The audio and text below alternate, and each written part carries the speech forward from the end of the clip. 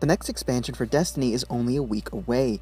In Rise of Iron, Guardians will reach a new level of power and earn some sweet loot on the way, but some signs are pointing to a much more grind-heavy experience than we've had since the Taken King's release, and that got me thinking, why do we play grindy games?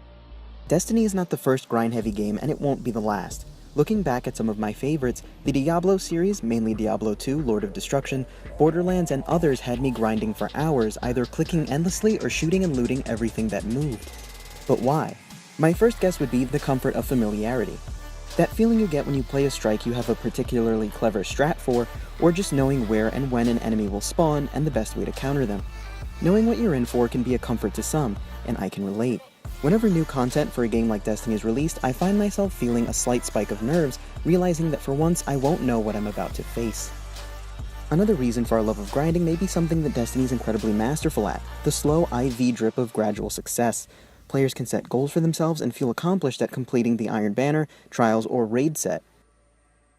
Gradual success drags out our enjoyment of a task, looking for the next hit of dopamine once we see that exotic drop or that armor piece we've been coveting for so long. For others, a simple repeated action executed with increasing efficiency can be cathartic. Sitting down after a long day of work and just mowing through ads in the Cosmodrome, or playing your favorite strike can be a relaxing escape. Allowing your mind to simply navigate the challenge before you while the day fades away is a great way to escape the stresses of the physical world, and somewhat linked to that can be the effects of your virtual accomplishments. Players can say to themselves, I had a shit day at work, but hey, I went flawless in Trials for the first time. In the complex and anxiety-inducing rat race of life, sometimes we carry these virtual nuggets of success with us back into our real-world lives. So yes, while grinding may sound like a pejorative term and while we may not always like it, grinding can be good.